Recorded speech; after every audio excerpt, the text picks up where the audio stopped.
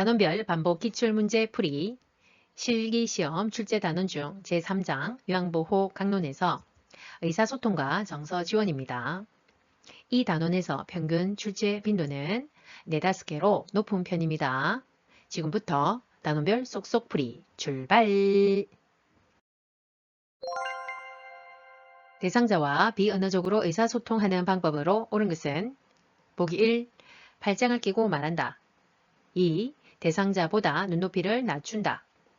3. 잦은 헛기침을 하며 반응한다. 4. 대화하는 내내 머리를 끄덕인다. 5. 대상자를 향해 몸을 약간 기울인다. 정답은 5번 대상자를 향해 몸을 약간 기울인다. 자, 이 문제는 비언어적 의사소통 방법입니다. 답은 5번이죠. 자, 우리가 돌보는 어르신들은 신체적인, 심리정신적으로 아프신 분들을 상대를 해야 되기 때문에 특히나 언어적, 비언어적인 의사소통 방법을 골고루 활용해야 합니다. 자, 답은 5번이죠. 약간 앞으로 몸을 기울여서 어르신에게 관심이 있다. 당신을 향해 있다라는 것을 보여드리는 거죠. 자, 1번에 팔짱을 끼고 말한다. 자, 팔짱을 끼면은 상대방이 거부감으로 받아들일 수 있습니다. 그래서 팔과 손을 자연스럽게 그냥 내려놓고 또는 뭐 손을 약간 맞잡고 이렇게 들어도 되겠죠. 2번 대상자보다 눈높이를 낮춘다. 자, 우리 눈높이는 낮추면 안 되고 높여서도 안 되고 같은 눈높이에서 얘기를 해야 되고요. 그리고 시선은 고정되어 있어서는 안 됩니다. 적절한 시선의 움직임이 필요합니다. 그래서 눈 쪽에서 콧잔등 쪽으로 위아래로 조금씩 천천히 움직이는 것이 자연스럽습니다. 3번 잦은 헛기침을 한다. 자, 잦은 헛기침을 하면은 대화에 방해가 되겠죠. 그 소리에 의해서. 그래서 우리가 보통 어조에 있어서는 크지 않고 온화한 목소리를 취해야 되고 그 다음에 적절한 말속도. 속도가 너무 빨라도 너무 느려도 안 됩니다. 자, 그 다음에 4번 대화에서는 대화 내내 머리를 끄덕인다. 호응하고 공감하는 반응은 좋은데 내내 끄덕이는 거는 어르신들이 정신이 없으시겠죠. 대상자의 말을 경청하며 의사소통하는 것을 방해하는 태도는 보기 1. 듣고 싶지 않은 말을 걸러낸다. 2. 단어 이외의 표정에도 신경을 쓴다. 3. 의견이 다르더라도 일단 수용한다. 4. 논쟁 시 대상자의 주장을 먼저 들어준다. 5. 대상자가 말하는 의미를 이해하려고 노력한다. 정답은 1번 듣고 싶지 않은 말을 걸러낸다. 자, 이 문제의 키워드는 경청의 방해 요인입니다. 답은 1번이죠.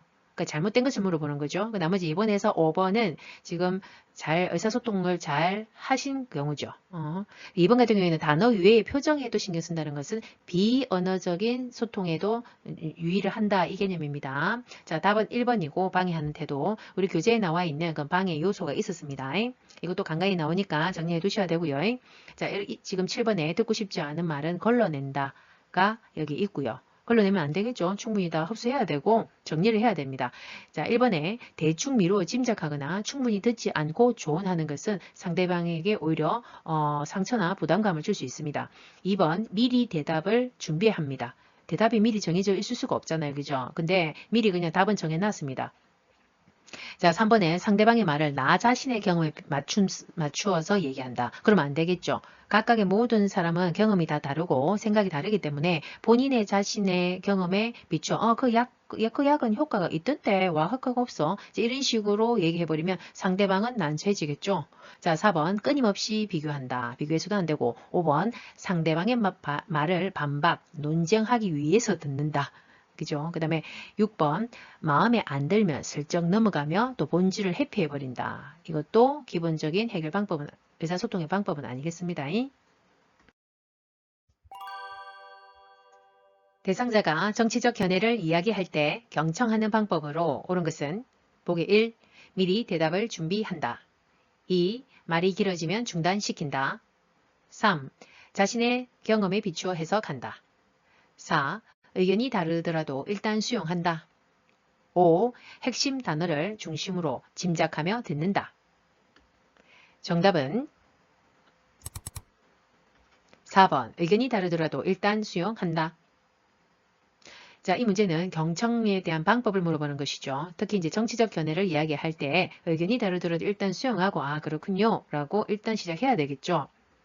나머지는 자 1, 2, 3번, 5번은 경청을 방해하는 요소라고 했죠. 그럼 우리가 교재에 나와 있는 경청 방법에 추가적으로 한번 보면은 4번 이외에 자 말을 가로채거나 가로막지 않는다. 논쟁 시 먼저 상대방의 주장을 들어주고 자기의 나중에 의견을 또 얘기하면 되고 그 다음에 흥분하지 않는다. 비판적 태도는 버린다. 아주 좋은 방법들이 나와 있죠.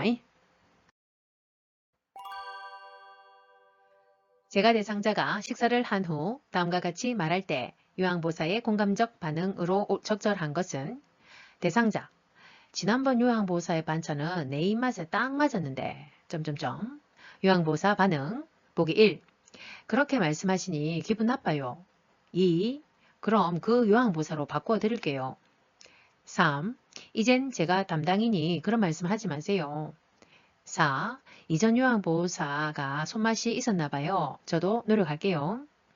5. 다른 어르신은 제가 만든 반찬이 맛있다고 하시던데. 정답은 4번 이전 요양보호사가 손맛이 있었나 봐요. 저도 노력할게요.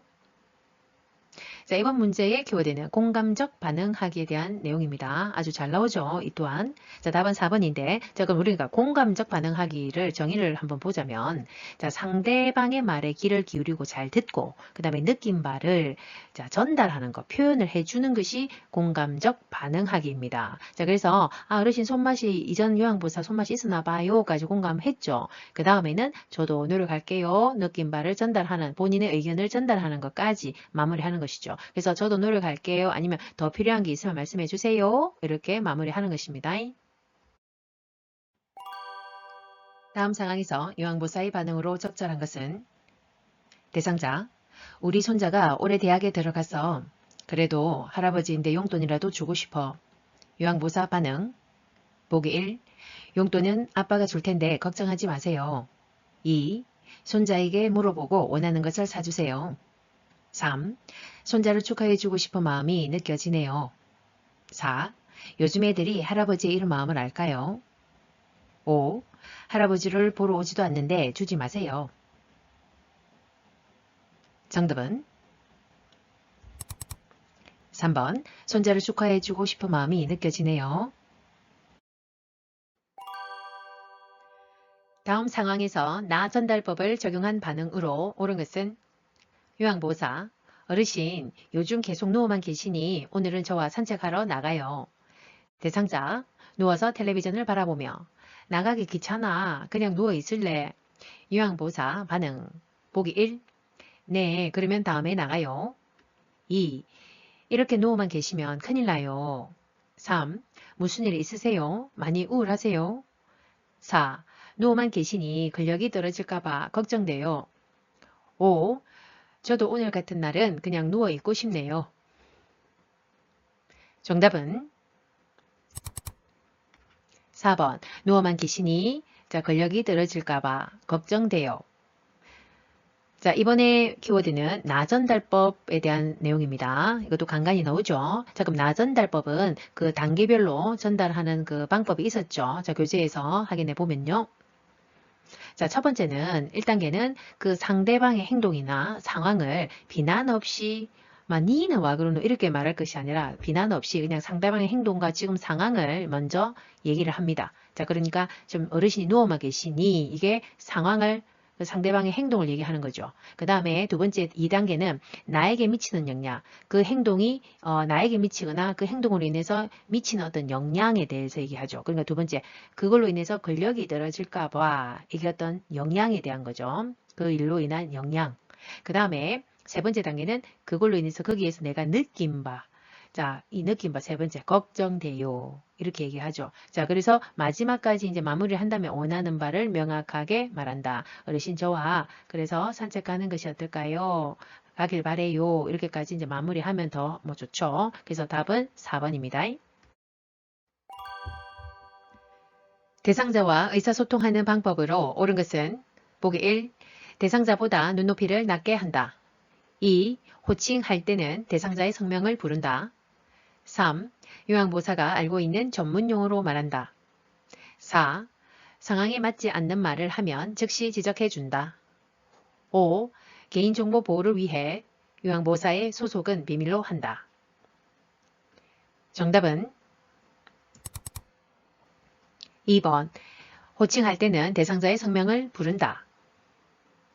자, 이 문제는 의사소통에 장애가 없는 경우에 일반적인 우리 대상자와의 소통 방법을 물어보는 것입니다. 답은 2번이죠. 되도록이면 그냥 어르신보다 대상자의 이름을 정확하게 부르는 것이 좋습니다. 특히 치매 대상자들 같은 경우에는요. 답은 2번이고, 자, 1번에 대상자보다 눈높이를 낮게나 높게 해서는 안 된다고 했죠. 같은 눈높이로 합니다. 3번. 자, 요양보호사가 알고 있는 전문용어로 표현하면 어르신을 당연히 못 알아들으시겠다. 그죠? 자, 그래서 명확하고 이해가 쉬운 언어로 바꾸어서 풀어서 설명하는 것이 좋습니다.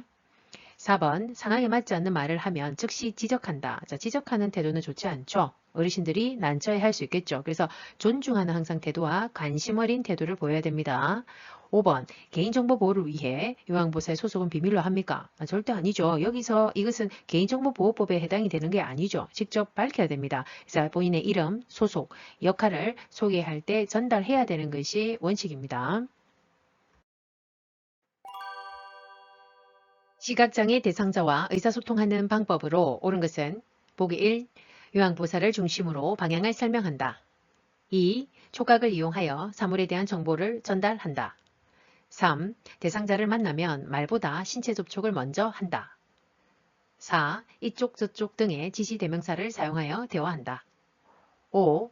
대상자와 마주보고 눈짓으로 신호를 주며 대화한다. 정답은 2번. 촉각을 이용하여 사물에 대한 정보를 전달한다.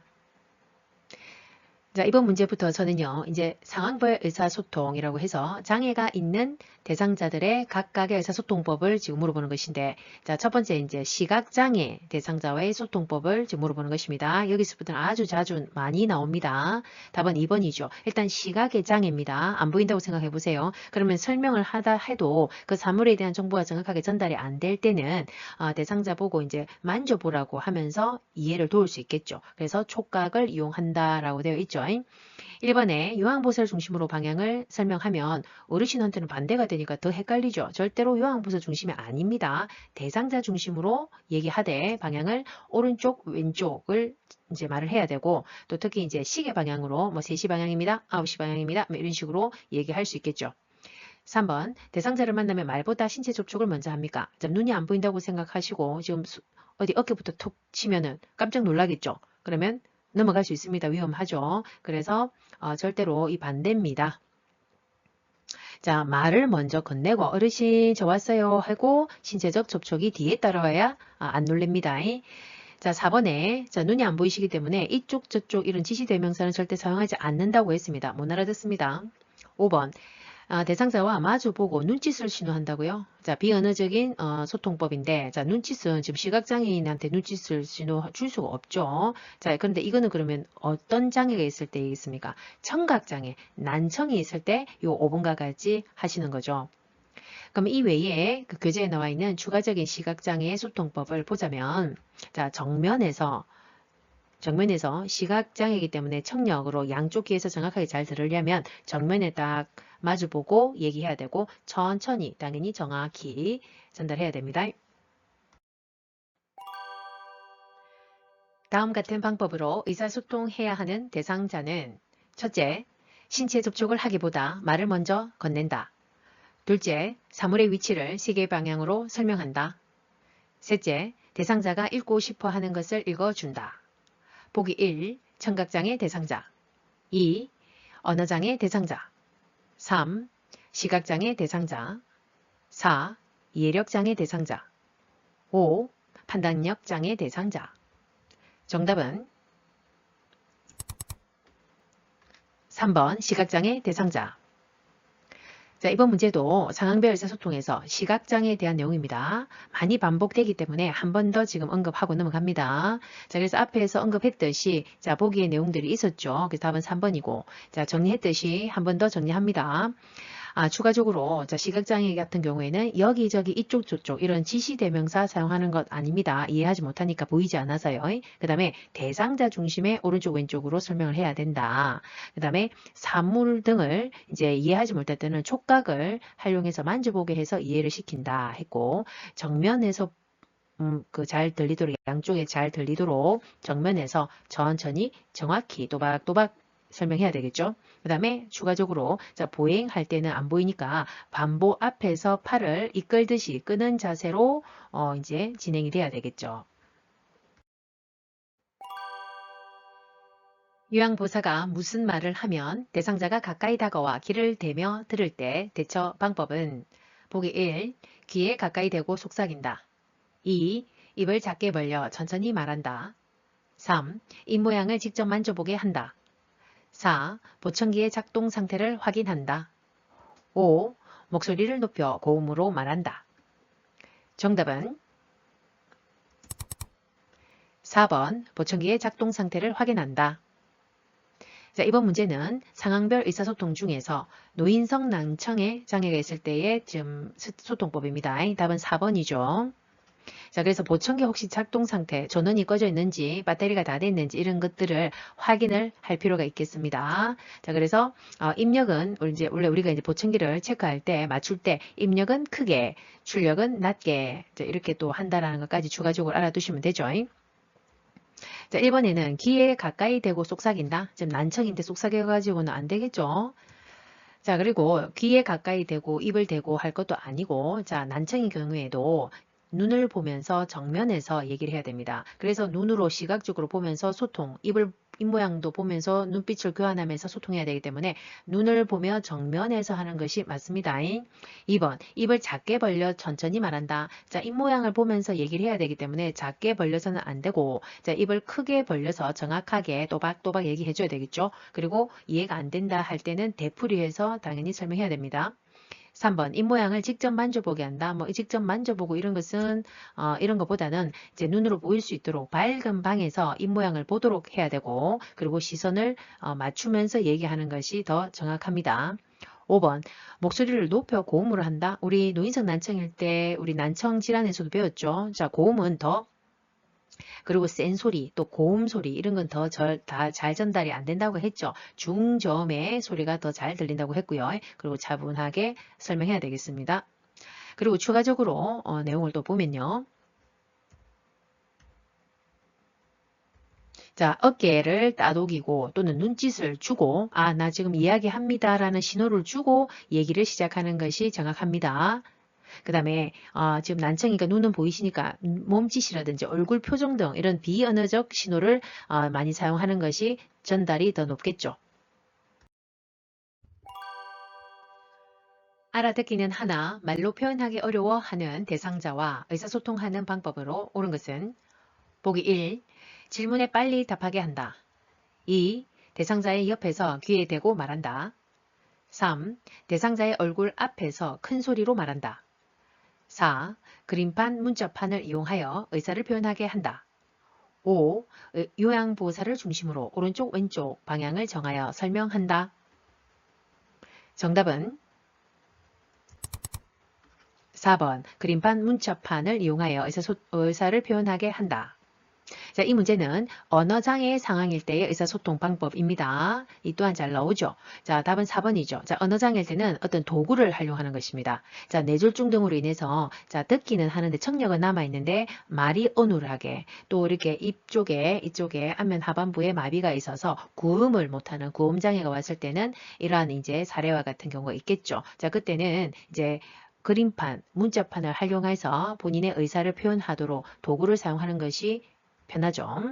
자, 그래서 언어장애는 그림판, 문자판 이렇게 기억하시면 되고요. 자, 1번에 질문에 빨리 답하게 합니까? 안 그래도 어눌하고 표현을 잘 못하기 때문에 빨리 하게 해서 마음을 조급하게 해서는 안 되죠. 그래서 답변이 끝나기 전에는 다음 질문을 계속 빨리빨리 해서는 안 됩니다.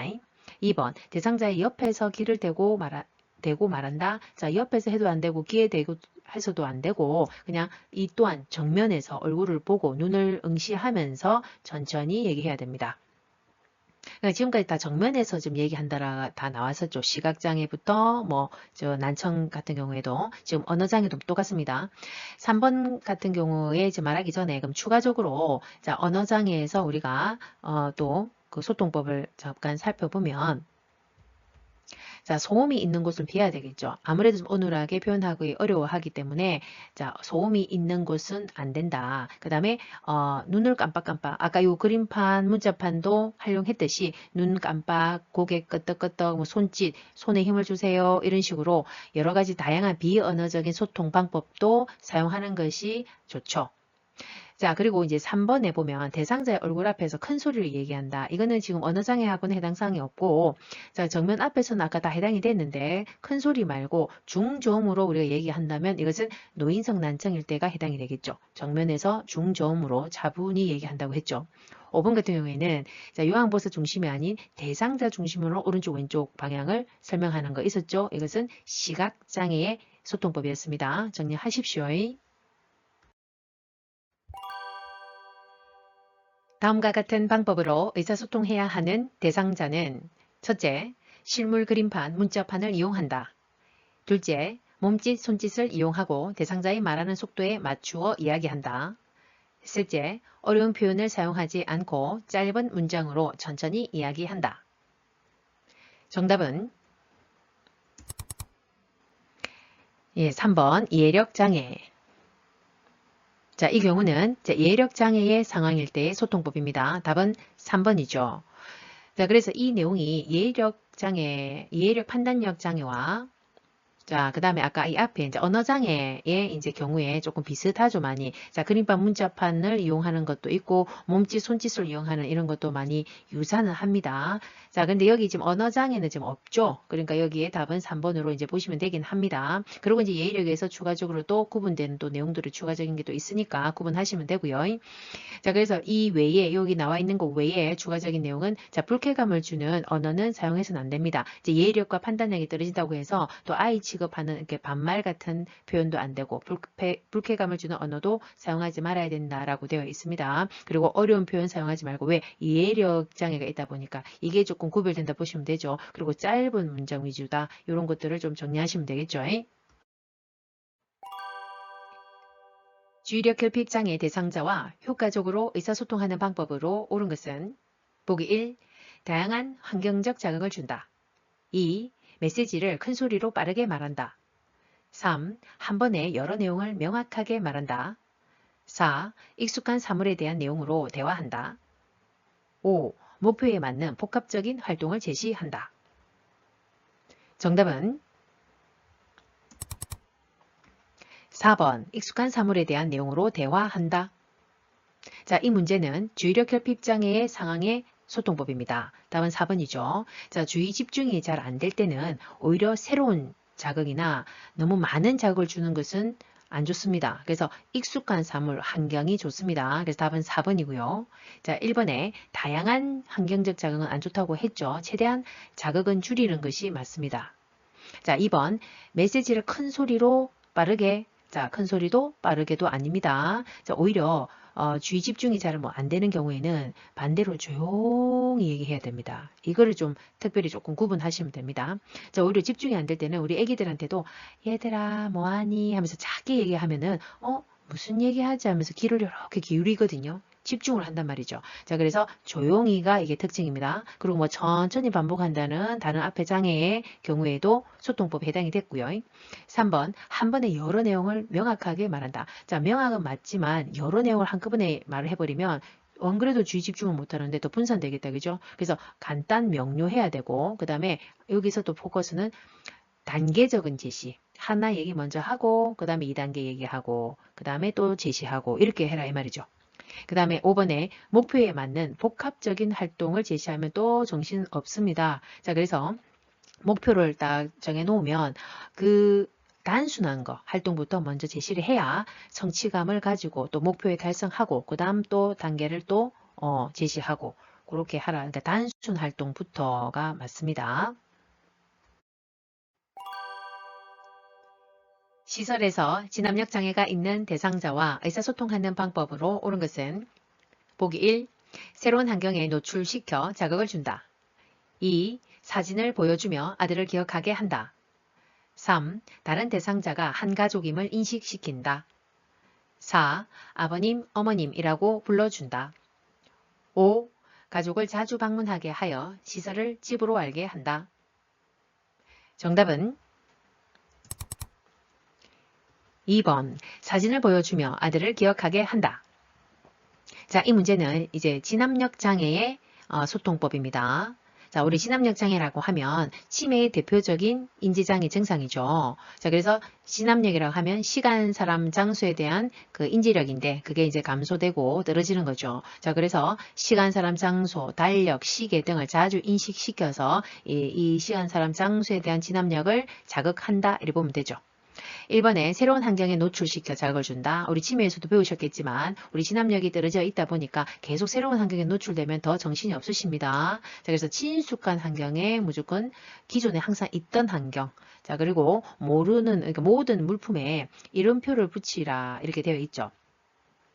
자, 특히 이제 언어장애가 또 심해지니까 까먹죠. 계속 기억력이 이제 상실되다 보니까 결국은 물품에 대한 이 명칭이 기억이 안 나니까 이름표도 붙여야 된다 이렇게 되어 있었고요. 자, 3번에 다른 대상자가 한 가족임을 인식시킵니까? 다른 대상자 시설에서의 다른 대상자들은 그냥 동료 뭐 동기고 뭐 친구이죠. 그래서 그렇게 인식을 시켜야지 이 뭐 어머니잖아요. 뭐 이 자녀잖아요. 이렇게 엉뚱한 잘못된 정보를 인식시키면 안 됩니다. 자, 4번에 그냥 어머님 아버님 이렇게 부르는 것보다 본인의 대상자의 이름을 정확하게 불러드리는 것이 좋습니다. 그래서 땡땡땡 어르신 뭐 이런 식으로 이름을 꼭 부르는 것이 좋습니다. 왜냐하면 나중에 본인이 본인의 이름도 까먹고 거울을 봐도 거울에 비친 내 모습을 보면서 나인 줄도 까먹는 그런 게 돼버리는 거니까. 자, 그래서 이름을 계속 들려줍니다. 5번에 가족을 자주 방문하게 해서 이것까지는 좋아요. 그래서 본인의 정체성을 계속 상기시키는 거죠. 우리 아들이고 나는 네 엄마고 이런 거를 인식시키면 좋은데 이 시설을 집으로 알게 하는 것은 잘못 혼돈을 주는 거죠. 그럼 장수에 대한 인지력을 떨어뜨리는 겁니다. 그래서 이거는 잘못된 내용입니다. 다음과 같은 상황에서 효과적으로 의사소통한 것은 치매 대상자, 아이고 아파 배 아파 죽겠어. 요양보사, 반응 보기 1. 언제부터 어떻게 아프세요?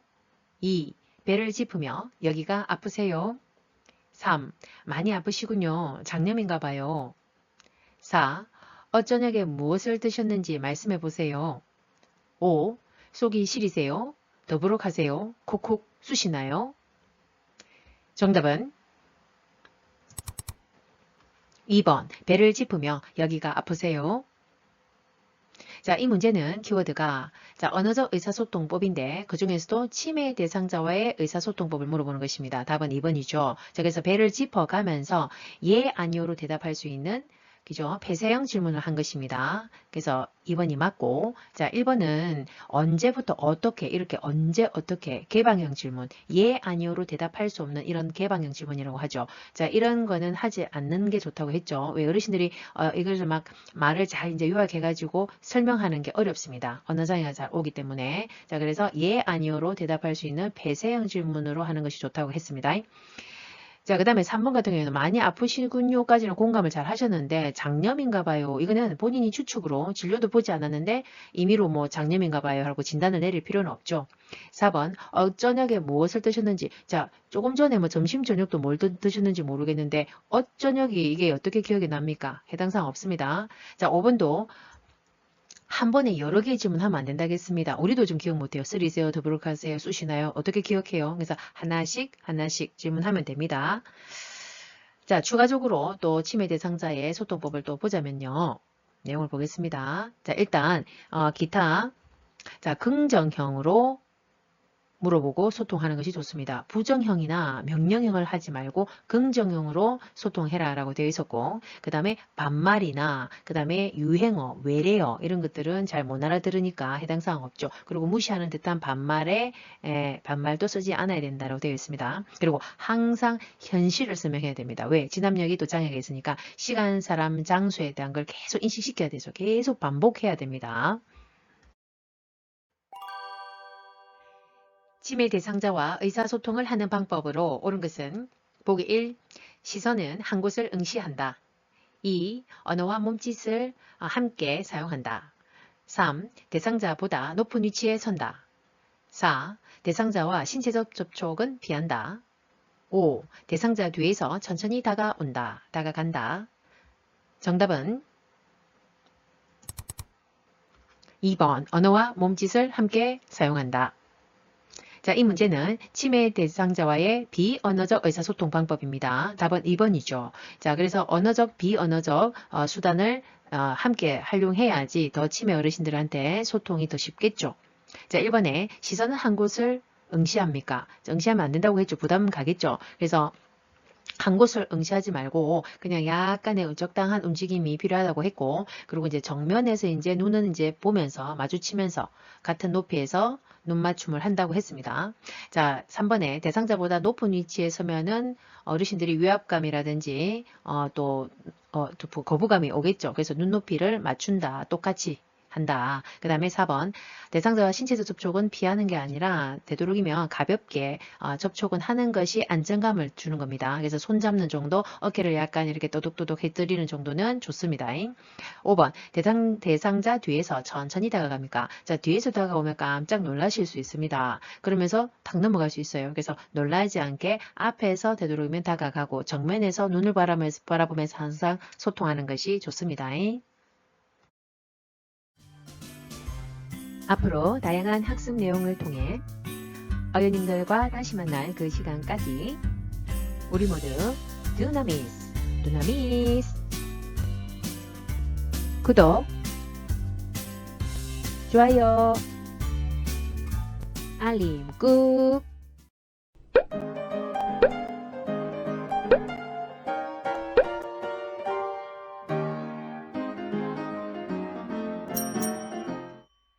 단원별 반복 기출문제 풀이 실기시험 마지막 출제 단원으로 제3장 유황보호 강론에서 응급상황 대처 단원입니다. 이 단원에서 평균 출제 빈도는 4개입니다. 지금부터 단원별 쏙쏙 풀이 출발! 하임리히법에 관한 설명으로 옳은 것은 보기 1. 천천히 심호흡을 하도록 유도한다. 2. 등 두드리기와 복부 밀어내기를 30대 2로 한다. 3. 머리를 뒤로 젖히고 턱을 들어 올리게 한다. 4. 음식물이 보이지 않으면 손가락을 입에 넣어 음식물을 찾는다. 5. 대상자를 뒤에서 안아 복부의 윗부분을 후 상방으로 밀어 올린다.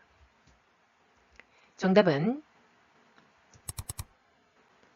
5번 대상자의 뒤에서 복부를 안아가지고 복부의 윗부분을 후 상방으로 밀어 올린다가 정답입니다. 자, 이 문제는 우리 응급상황 대처 단원 중에서 첫 번째로 나오는 질식의 대처법입니다. 자, 그 중에서 우리가 하임리히법이라고 의식이 있는 경우에 우리가 적용하는 그 대처 방법이 있었습니다. 자, 그래서 복부의 윗부분에 두 주먹을 대고 후 상방으로 밀어 올린다고 했는데, 그럼 이 복부의 윗부분을 정확하게 우리가 위치를 알고 계셔야 된다고 했죠. 자, 명치와 배꼽 중간이다 이렇게 보면 되죠. 그래서 우리 교재에 나와 있는 그림을 한번 살펴보면, 자, 명치 아시죠? 명치와 배꼽 중간에 요 주먹을 이렇게 감아쥐고 대어가지고 후 상방으로 밀어 올린다 이렇게 보면 됩니다. 이것도 알아두셔야 되죠. 그리고 대상자에게는 기침을 하게끔 유도합니다. 그래야 더 이물이 잘 빠져나오겠죠. 자, 그 다음에 1번에 천천히 심호흡을 하게 한다. 이 심호흡하게 하는 거는 언제입니까? 자, 호흡곤란이 심한 경우. 원인은 다양하겠지만 어쨌든 호흡곤란의 어떤 증상이 있을 때는 심호흡을 충분히 깊게 들이마시고 내쉬고 해서 산소와 이산화가스의 가스 교환이 원활하게 하도록 해야 됩니다. 자, 거기다가 자세는 아주 중요하죠. 좌위, 반좌위. 그죠? 앉히는 자세를 반드시 해야 된다고 했습니다. 배가 충분히 확장되게 하기 위해서는 누우면 안 되고 앉혀야 된다 했죠. 2번 등 두드리기와 복부 밀어내기 30대 2, 30대 2라는 그 비율은 화면이 있네요. 그죠? 자, 등 두드리기 복부가 아니라 우리 심폐소생술 때 가슴 압박과 인공호흡의 그 비율이 30대 2 비율로 진행이 되죠. 그래서 가슴 압박 30번 하고 그 다음에 인공호흡 2번 이것을 매트한다. 5회를 실시한다가 한 세트죠. 3번 머리를 뒤로 젖히고 턱을 들어 올린다. 이것도 자세 앞면 있네요. 이거는 기도 유지를 위한, 그러니까 기도를 개방하는 자세라 보면 되죠. 그래서 우리가 가슴 압박을 하기 전에, 이 심폐소생술 들어가기 전에 일단 이 자세를 먼저 시켜놓고 진행이 돼야 되겠죠. 4번 음식이 보이지 않으면 손가락 집어넣으면 되겠습니까? 절대 입안에 손가락 집어넣으면 안 된다고 되어 있었습니다. 어떤 이물도 넣어서도 안 되고. 자, 그래서 일단은 하임리히법 때는 의식이 있으니까 기침을 일단 최대한 유도하는 것이 가장 효과적인 겁니다. 그 다음에 손가락 을 넣어서 또는 뭐 구토를 유발시킨다든지 이런 것은 삼가하라 되어 있죠. 왜 구토를 유발하면 그 구토물로 인해서 기도를 또 넘어가면서 또 질식이 올 수 있기 때문입니다. 프로그램에 참여하던 대상자가 쓰러져 경련을 할 때 응급처치 방법으로 옳은 것은 보기 1. 즉시 인공호흡을 한다. 2. 안정을 위해 조용한 방으로 옮긴다. 3. 대상자의 머리 아래에 딱딱한 것을 대어준다.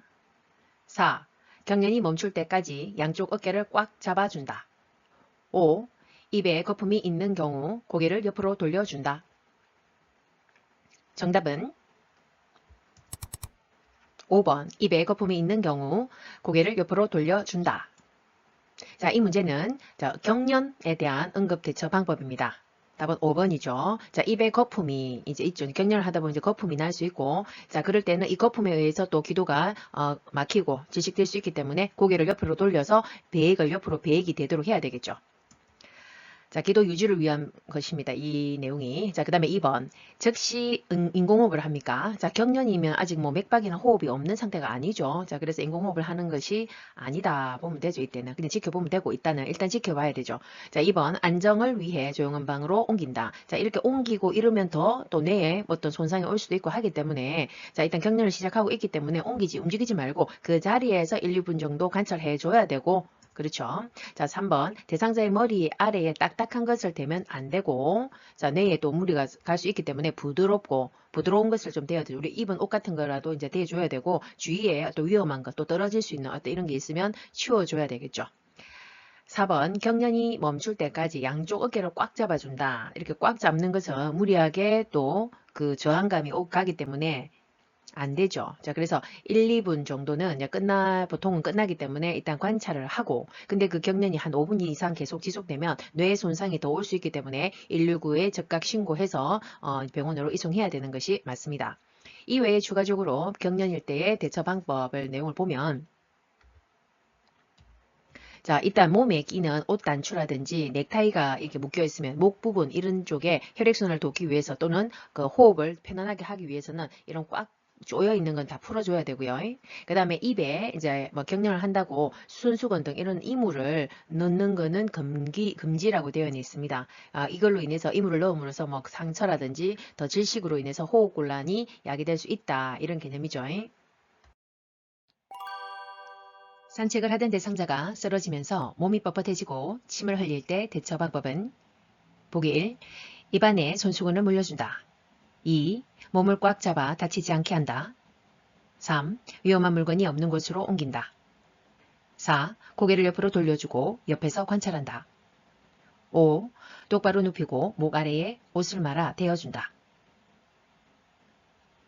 정답은 4번. 고개를 옆으로 돌려주고 옆에서 관찰한다. 이번 문제는 응급상황 대처에서 경련일 때입니다. 자, 지금 현재 몸이 뻣뻣해지면서 침을 흘리기까지 하죠. 자, 이때는 침으로 인해서 기도를 막을 수 있기 때문에 자, 고개를 옆으로 돌려주고 옆에서 관찰 일단 하는 것이 원칙이죠. 자, 1번에 보시면 입안에 순수건을 물려준다. 자, 입안에 어떤 이물을 넣는 것은 안 된다고 했죠. 왜냐하면 상처를 낼 수도 있고 그 기도를 막아 호흡곤란이 발생할 수 있기 때문입니다. 자, 2번 몸을 꽉 잡아 이렇게 억지로 강제로 꽉 잡는 것은 다른 또 손상이 야기될 수 있기 때문에 자, 억지로 멈추게 해서는 안 되고 잡아서도 안 된다. 그래서 일단 주의 깊게 관찰한다 했죠. 한 1, 2분 정도 후면 주로 끝나기 때문에 일단 관찰한다입니다. 3번 위험한 물건이 없는 곳으로 옮긴다.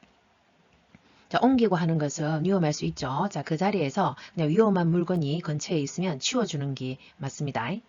5번 똑바로 눕히고 아까 4번에서 나왔지만 자, 고개를 옆으로 돌려야 되겠죠. 뭐 침이나 구토물에 의해서 기도가 막히지 않도록 자, 똑바로 눕히서도 안 되고 그 옆으로 그러면 돌려 눕혀야 되겠죠. 고개를 옆으로 돌리거나 그냥 아예 돌려 눕히거나 해서 자, 기도를 막지 않도록 해야 되고요. 자, 머리 아래에 자, 부드러운 것을 대어주는 것이 혹시 머리 쪽에 손상이 없도록 하는 것이 맞습니다.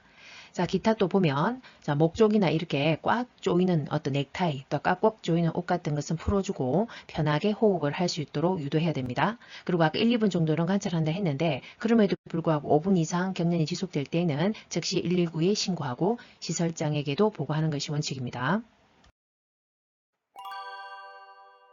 대상자가 뜨거운 물을 팔에 쏟아 화상을 입었을 때 응급처치 방법으로 옳은 것은 보기 1.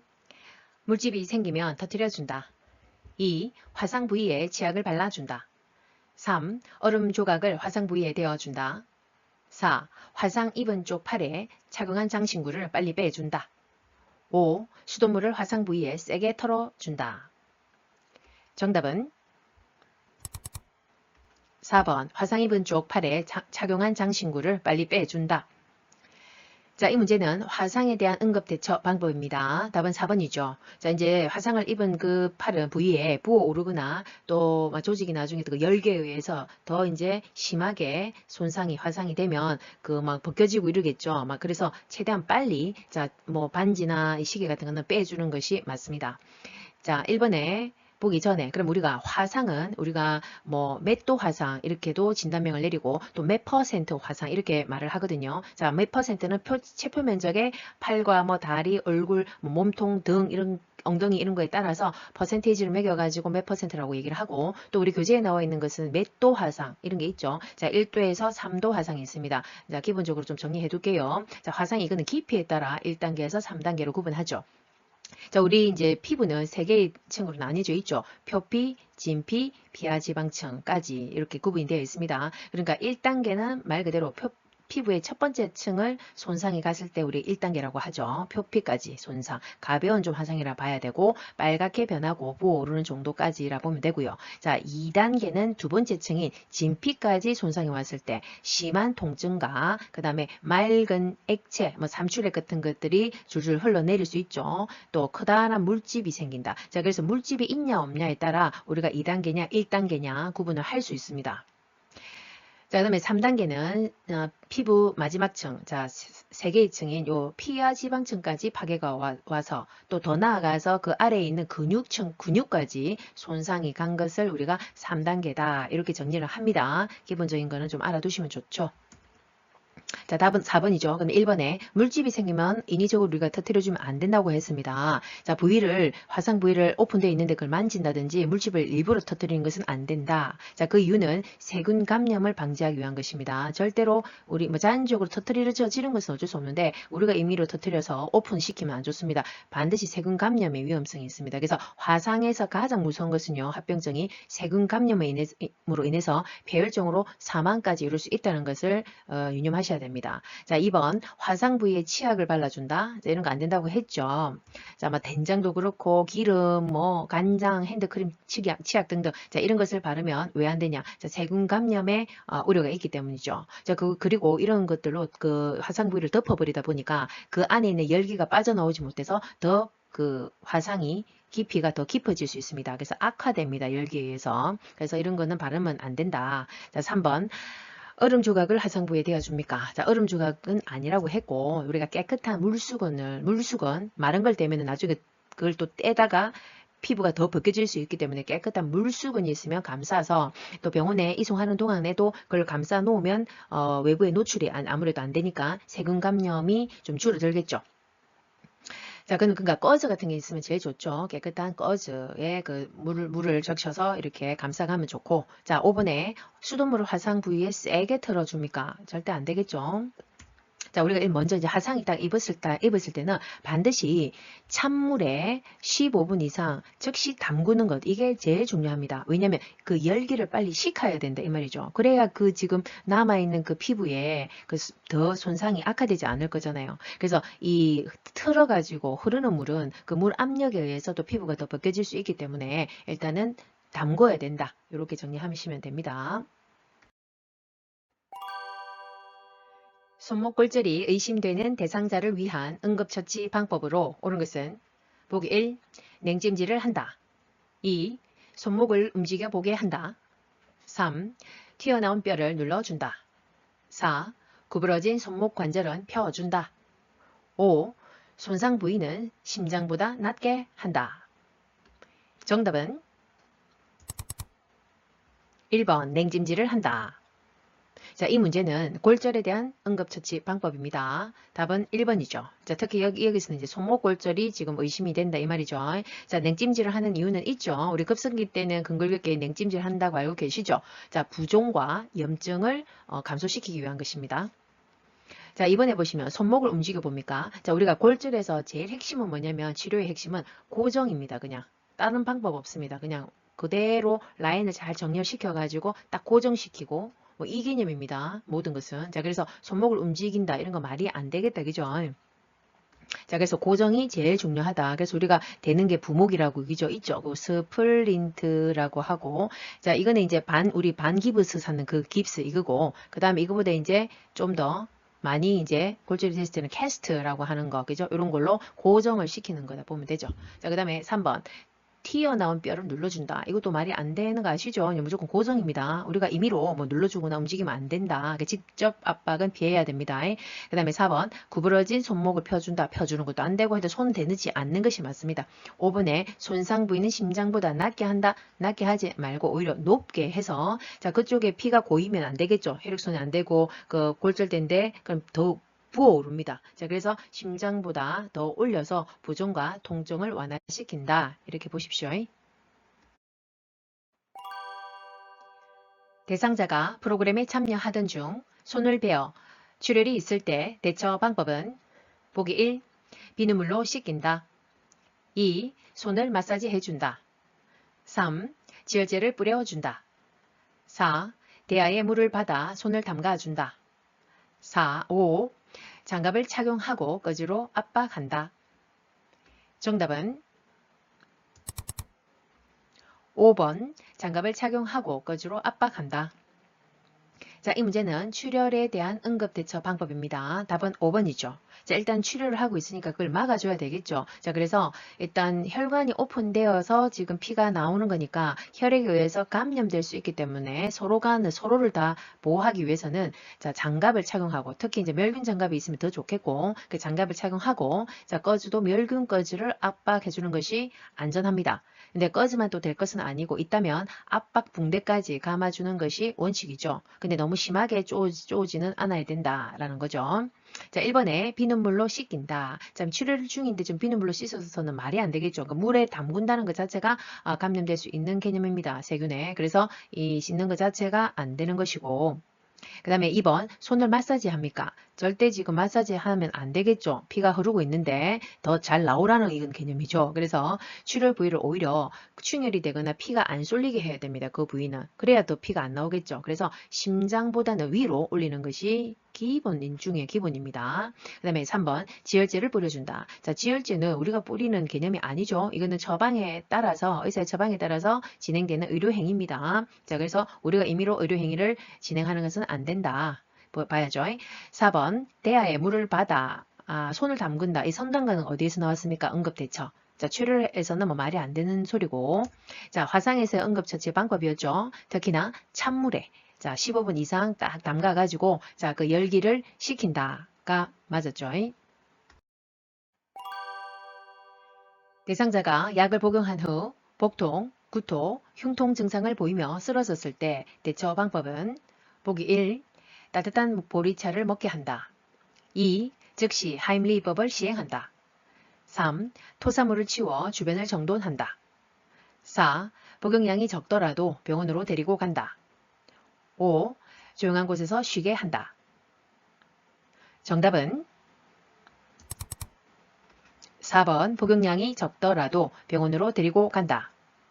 자, 이 문제는 약물 중독에 대한 응급대처 방법입니다. 자, 약물을 복용했고 그것에 대한 부작용으로 중독 증상이 나타났다 이 개념이죠. 그래서 답은 4번입니다. 일단은 모시고 가서 더한 어떤 부작용이 올 수 있는지 여부를 체크해야 되고요. 자, 1번에 따뜻한 보리차를 먹게 한다. 자, 따뜻한 보리차는 지금 쓰러져 있다고 했기 때문에 지금 의식이 있냐 없냐에 따라 다를 수 있는데 자, 그래서 의식이 없는 경우에는 이런 물을 막 마시게 해서 안 되겠죠. 또 질식이 되는 거니까 위험하죠. 자, 그럼 이럴 때는 그냥 마시지 않는 것이 맞습니다.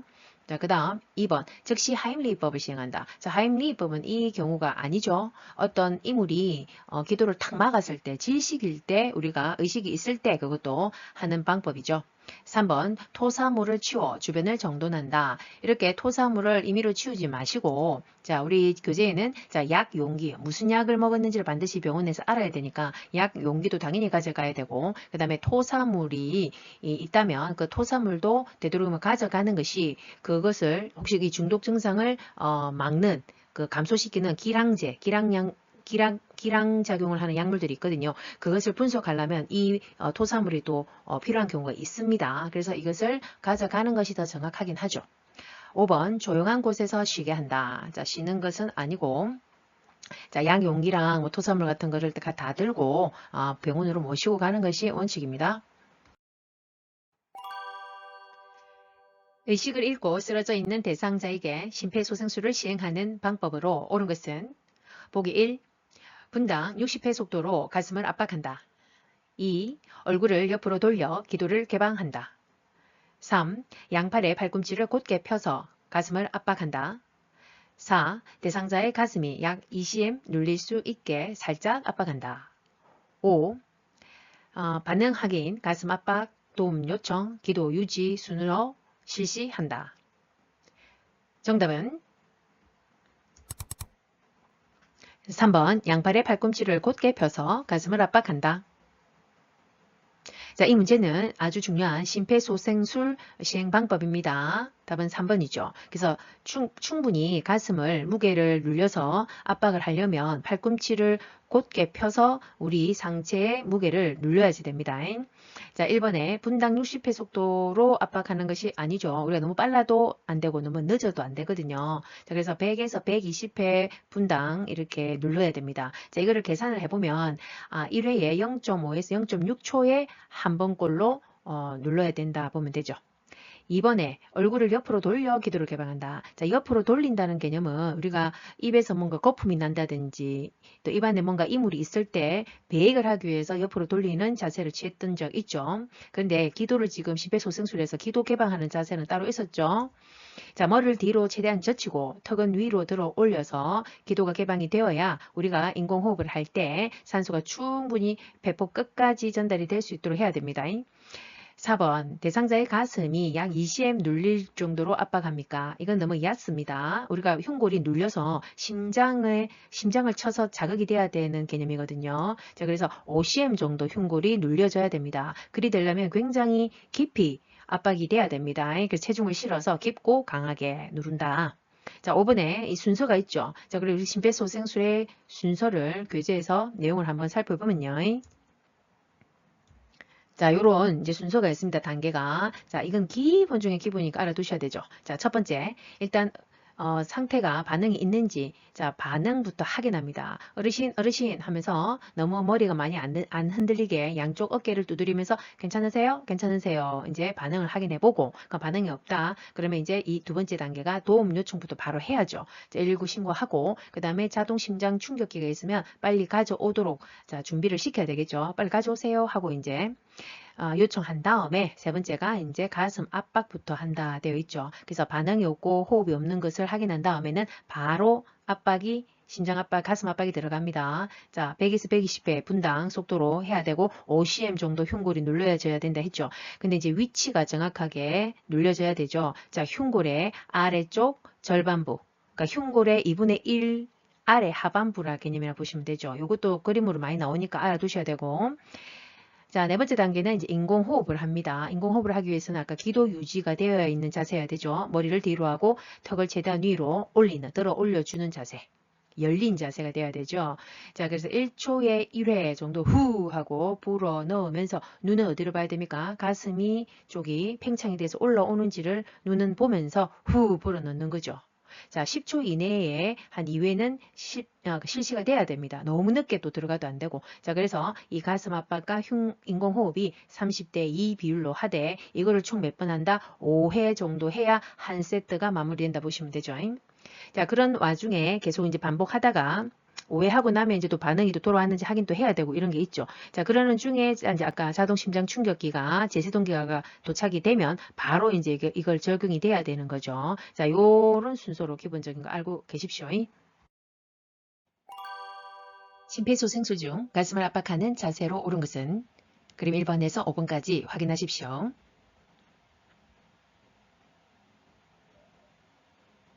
정답은 2번. 이번 문제는 심폐소생술에서 가슴을 압박하는 자세입니다. 자, 기본이죠. 정답은 2번입니다. 교재에 나와 있는 내용을 보면서 좀 상세히 봅니다. 자, 가슴 압박법은 우리가 이 가슴을 압박하는 위치도 중요하죠. 그림으로도 알아두셔야 되죠. 자, 흉골의 아래쪽 절반 부위에 팔 손꿈치를 놓고, 자, 한쪽 손꿈치를 여기다 놓고 다른 손을 그 위에 평행하게 이렇게 놓아서 겹쳐서 둔다입니다. 움직여서는 안 되죠. 그 다음에 양팔의 이 팔꿈치가 이렇게 곧게 펴서 어깨와 일직선이 딱 되도록 펴야 된다 이 말이죠. 이렇게 구부려져서는 안 된다 이 말입니다. 그래야 충분한 체중이 부하가 되어서 이게 5cm 정도 흉골이 내려갈 수 있는 것입니다. 그리고 네 번째도 자, 어깨와 여기 위에 이제 어깨가 있겠죠. 어깨와 대상자의 가슴이 수직을 이루어야 된다 이 말이죠. 자, 이 개념은 요 4번처럼 뒤로 이렇게 몸을 쭉 뒤로 빼가지고 이렇게 그냥 슬슬 만지듯이 여기다 올려놓고 이렇게 누르면 절대로 체중이 부하가 되지 않습니다. 그러면 충분히 5cm 정도가 내려가지 않거든요. 자, 그래서 똑바로 수직이 되도록 이렇게 눌러줘라 이 말입니다. 또한 자, 속도가 있었죠. 자, 분당 100에서 120회 속도. 그러면 우리가 0.5초에서 1초에 1회 정도 누르는 속도입니다. 그리고 체중이 충분히 실려가지고 요 흉골이 5cm 정도 깊게 내려가서 심장을 때리는 것입니다. 그리고 이 압박과 이완, 올라가고 내려가는 압박 이완, 이게 50대 50 이렇게 눌러서 규칙적으로, 리듬이 규칙적으로 해서 눌러야 되는 것이죠. 그리고 가슴에서 손바닥을 떼면 안 된다 입니다. 심폐소생술을 할 때 자동 심장 충격기를 사용하는 방법으로 옳은 것은 보기 1. 심장 리듬을 분석한 후 패드를 부착한다. 2. 왼쪽 빗장뼈와 오른쪽 젖꼭지 아래에 전극 패드를 부착한다. 3. 분석 중이라는 음성 지시가 나오면 심폐소생술을 시작한다. 4. 쇼크 버튼을 누르기 전에 대상자에게서 손을 뗀다. 5. 제세동 시행 후 가슴 압박과 인공호흡은 30대 1부일로 한다. 정답은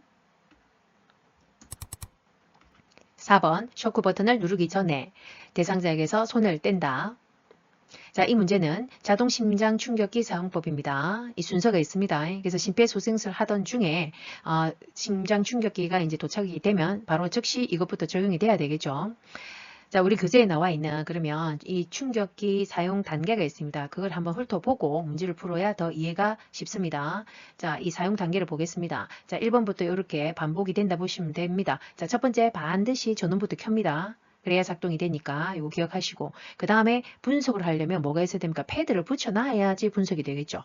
그래서 양쪽에 직사각형으로 해가지고 패드를 붙입니다. 자, 오른쪽은 빗장뼈 아래 쇄골이라고 하는 거 있죠. 그 다음에 왼쪽은 중간 겨드랑이 선 해가지고 그 겨드랑이가 유방 가슴 아래 중간 겨드랑이 쪽에 딱 붙입니다. 그림으로도 알아두셔야 되고 그 다음에 이제 분석 들어갑니다. 자, 분석을 하려고 하는데 막 그 심장 압박한다고 가슴 압박한다고 흔들거리면 제대로 안 되겠죠. 지지지 이상하게 나오겠죠. 그래서 손을 반드시 떼야 됩니다. 떼고 시행을 하는데 시행한 다음에 기계에서 그럼 제세동이 필요합니다 라는 멘트가 나오겠죠.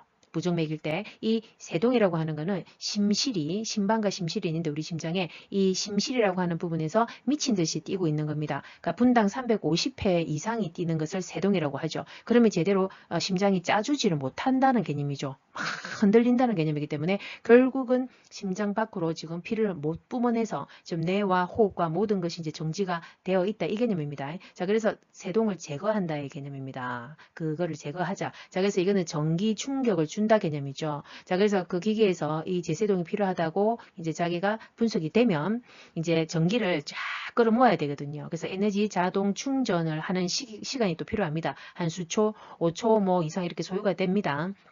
이때는 또 이때 손 떼고 있는 것처럼 떼면 안 되고 지금 조금이라도 더 가슴 압박하고 있어야 되죠. 이때는. 그러고 나서는 이제 쇼크 이제 제세동 말 그대로 세동을 제거하는 전기 충격주는 제세동이 시행될 때는 또 전기가 대상자한테 가야 되겠, 심장으로 흘러가야 되기 때문에 모두 그때는 또 물러나야 되겠죠. 그때 이제 쇼크 버튼을 누릅니다. 자, 물러난 후에 자, 이러고 나서 또 있으면 안 되죠. 바로 즉시 가슴 압박과 인공호흡, 심폐소생술을 합니다. 30대 2 비율로 5회를 하면 한 2분여 소요가 된다고 보시면 됩니다. 다 이렇게 다 마무리한 다음에 다시 이제 아까 이 제세동, 심실세동이 다시 원래대로 정상으로 돌아왔는지 심장 리듬 분석을 해야 되겠죠. 하고 그럼 이게 결국 6번이 3번으로 간다 이 말이죠. 한 다음에도 또 제세동이 아직 안 돌아와서 심장이 제대로 안 들어오면 또 다시 밑으로 또 반복을 한다. 이 개념이라 보시면 되죠. 자, 이렇게 딱 알고 계시고 자, 그럼 1번에 자, 심장 리듬 분석을 한 후에 패드를 부착한다. 아니죠. 패드를 부착하고 분석이 들어가는 게 맞죠. 그 다음에 2번 자, 왼쪽과 오른쪽 그 패드 붙이는 위치가 있었습니다. 자, 오른쪽은 빗장뼈 밑 아래, 그 다음에 왼쪽은 중간 겨드랑이 선 그림으로도 알아두셔야 된다 했습니다. 자, 3번 분석 중이라고 하는 그 심장 리듬을 분석한다 할 때는 우리가 막 흔들거리면 안 된다고 했죠. 자, 그때는 심폐소생술 안 하는 거죠. 자, 안 한다. 그래서 손을 떼고 중지한다. 자, 5번에 제세동 시행 후에 바로 이제 뭐 합니까? 가슴 압박과 인공호흡 한다고 했죠. 30대 1이 아니라 30대 2 비율로 5번을 하면 한 세트 끝난다 했죠. 그러고 나서 심장이 제대로 돌아왔는지 자, 다시 심장 리듬 분석을 해본다. 까지였습니다. 앞으로 다양한 학습 내용을 통해 어린이들과 다시 만날 그 시간까지 우리 모두 Do not miss. Do not miss. 구독, 좋아요, 알림 꾹.